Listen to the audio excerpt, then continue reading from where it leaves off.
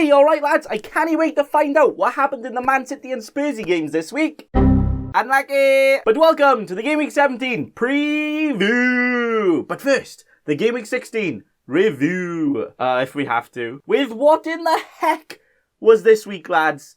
Oh dear. Now, actual thoughts and prayers for all FPL players this week, because that just was not very fun, was it?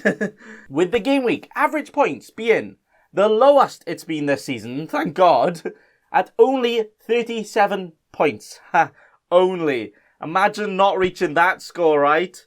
With my team scoring some points. Do we really need to use numbers in life? Like, can we just use words instead? I scored some points, alright?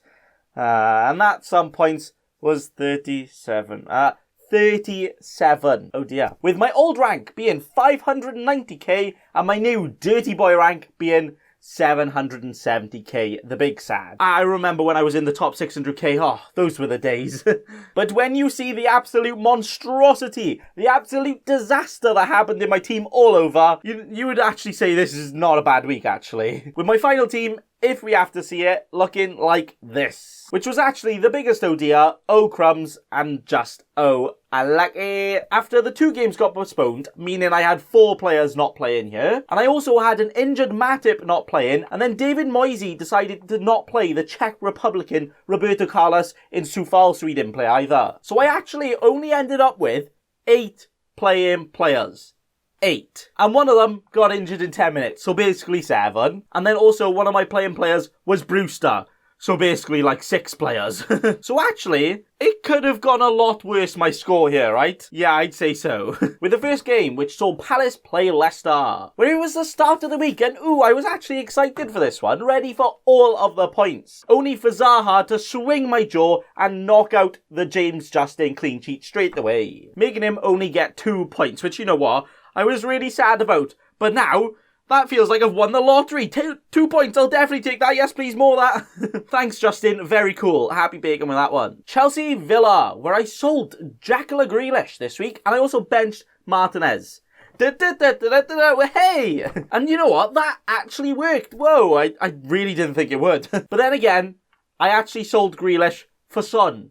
So actually, I'm worse out there. And you know, those 2 points I could have really done with, so unlucky, I guess. And 1-1, it also finished there. Whoa, all of the 1-1s. Brighton, Arsenal. Hang about you. Arsenal actually winning. And winning back-to-back league games. Nah, this is definitely the tipping point of 2020. This is the craziest thing that's happened this year, yeah? Where it was Laka Shaka Saka being the geezers to make the difference here to get them the 1-0 win. How are they winning? What? Burnley, Sheffield United. Where, I did kind of want to hide this, but I actually took a hit last minute, which was to bring in Charlie Taylor this week, and then, whoa, Burnley went on to keep a clean sheet. Hey! Not happy, because good old Charlie Taylor got injured in 10 minutes and only got the 1 point. And the worst part was, I took the hit because I was going to have him this week, next week, and for the double, and he doesn't even make it through 10 minutes. Now I've taken a hit, which has actually cost me points, as I'm going to have to transfer him out because I don't think he's going to be back right now. That is actually what they call here unlucky! Southampton West Ham, which ended 0-0. Yes, the perfect scenario for me, who had McCarthy, Sufal, and Susek, or was it Soucek, or Sushek? Right? Uh-oh, what's that? Sufal didn't even play a single minute, meaning I didn't get that clean sheet. Come on! So that's already 2 defenders that I had where their teams kept clean sheet and they didn't get it. Oh dear. That's just how the game week went throughout, isn't it? But you know what? I'll definitely take the 3 points from Soucek. And I will also definitely take the 9 points from McCarthy. From him making all the saves and the bonus points and more points than Martinez, who I benched for him. Ha, see? But just thank you, McCarthy, for putting the glue on your gloves and saving those shots and getting me some much needed points this week. West Brom Leeds. The West Brom team that drew to Man City and Liverpool. How on earth will they perform against mid-table Leeds? 5-0. Oh, Okay then. And unfortunately, I say unfortunately, I only had Bamford, which to be fair, he got a very sexy 8 points, which I would very much appreciate it. But pretty much every fella in their team also got a lot of points. So this game week was literally how many Leeds players you got means how well you did, like genuinely. But I actually can't complain with the 8 points in my basket from big boy Bamford. Golden boot incoming. I mean, he didn't even get a goal, he only got 2 assists, but it's coming for you, alright? Man United Wolves, where when you see Eric Bailly and Harry Maguire on the top of the bonus points, you can just tell what kind of game it was, really, can't you? But the one and only Bruno, as always, delivering all of the FPL points again. Like, you swear he works for Amazon how much he delivers. It's just every day. And yet again, the Bruno we didn't consider captain ends up scoring one of the most points out of my team. One day we'll learn Bruno's actually like the best FPL player, right? But the game here finished 1-1. Then to finish off this very interesting week with a very interesting Newcastle Liverpool. Well, when I really needed the big boy points of Captain Mo Salah, expecting Mo points from Mo Salah, or actually, he was just no points, no Salah, and just didn't do anything. But you know what? He missed 2 really good chances that even I could have finished. Captain me instead. But Liverpool couldn't even score 1 against Newcastle. Relegate Liverpool now. Not good enough to be in this league. But that was it for the week. So after all of that disaster, players missing from postponement, players missing from just not playing, and even a captain blank, and to that game week, to game week 16, I just have one thing to say to you. I like it! But we now move on to the Game Week 17 preview, where, oh dear, what an absolute shite show we have now on our hands, and it just might not look quite good here, does it?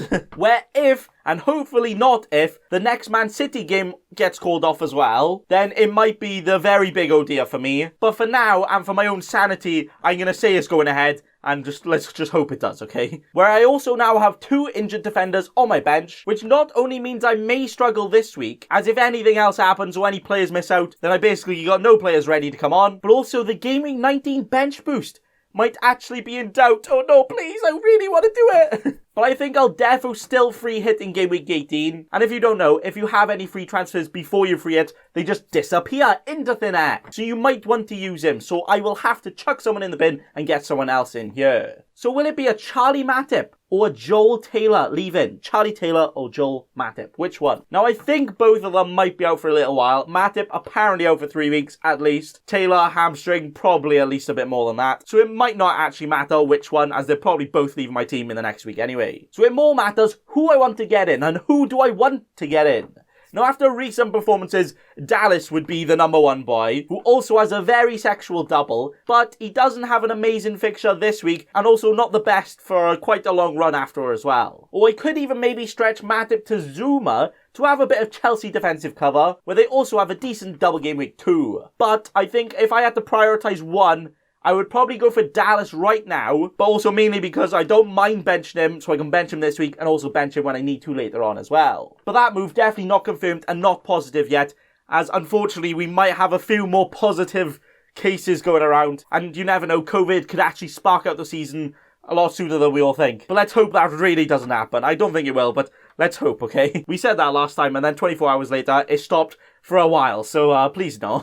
But that will probably be my transfer eventually. But now, let's quickly give a little bit of a preview, preview to the games and see what we're looking at. With the first game being Everton West Ham. Now, we may be in another sticky pickle here with some of my players versing some of my other players. This is coming a very regular occurrence, apparently, where I have the triple whammy of Soufal, Soucek and Calvert-Lewin all having a bit of a fisticuff, all having a bit of a chinwag and fighting each other this game to see who will get points. And to be honest, I don't really know what's going to happen, but I don't think it's going to end quite well for my players here. Because Big and Butty Boy here predicts a 2-1 win to Everton, which doesn't help my team at all. So no, never mind that. 0-0 until 60 minutes, then Soufal comes off, and then Calvert-Lewin and Soucek both score a hat-trick each. Yeah, that's much better. Man United Villa, Bruno versus Martinez. Ooh. Now, the absolute dream here would be Bruno to have 2 penalties, Martinez save one, and Bruno score the other. Perfect, yeah? And you know what? To be fair, when Bruno misses a penalty, he often gets asked to retake it. So that could happen, yeah?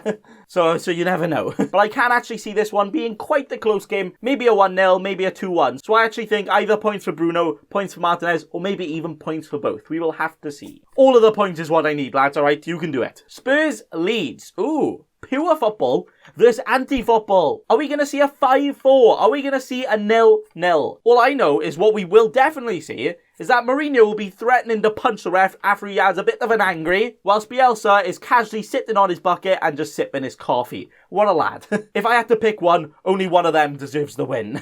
But you know what? I might actually be going Captain Son here, just because it's probably the best fixture out of all my players here. And also, I'm very hopeful that Leeds are going to do what they did against Man United and be like, yeah, if you want to have a run, if you want to have a couple of goals, you go for it, alright? We're hoping this could potentially be one of the big games for Son to get 5 goals. Easy, yeah, confirmed already. But if I had to predict, I'm going to go 3-2 to Spurs. Ooh. Crystal Palace, Sheffield United.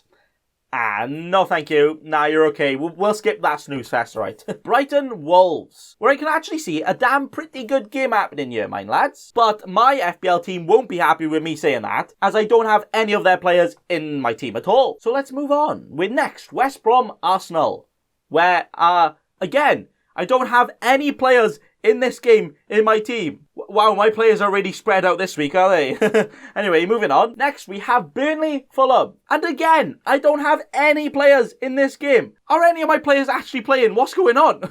So we move on to next, Newcastle Leicester. We actually have a player playing in this game, finally. And it's the one and only James Justin Boy. No, unless Joe Linton decides to become Prime Ronaldo again, which he does, you know, once every 3 years. I'm actually very confident he can go and keep a clean sheet and get even more than that. Minimum of 12 points for James Justin here, as I'm going for a 2 or 3-0 win to the Foxes. Chelsea Man City. If it happens, potentially big if, potentially please happen. Where also, if it does happen, I think Man City will be missing a few players, but rumours are they could be Ederson or even maybe Cancelo, where that's not very ideal for me, is it? But nothing confirmed just of yet, so hopefully not. And hopefully it's just some media BS, some media things that aren't actually true. Nah, they would never do that, right? Nah, never. But hopefully De Bruyne will be a good boy for me and get all of the points, where, you know what, he would be on my last legs and probably would be out of my team if I didn't have so many injuries and stuff going around. So we better make up for that by helping Man City start spanking teams again, because they haven't done that in ages. But a 2-1 win to the Man City here is what I'm going for. With finally, Southampton versus Liverpool, where it may just be a lonely Salah for me in this game, after I will probably bench McCarthy. But saying that,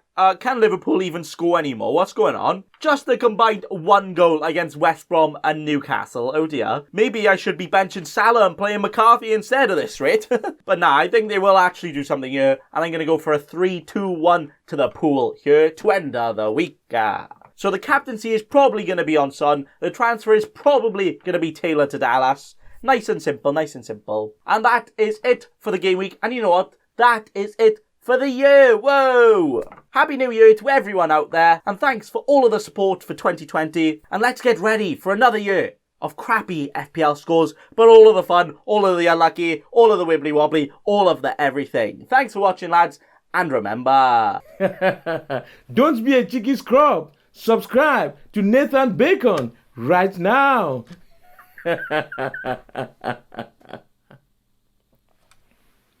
Don't let your memes be dreams.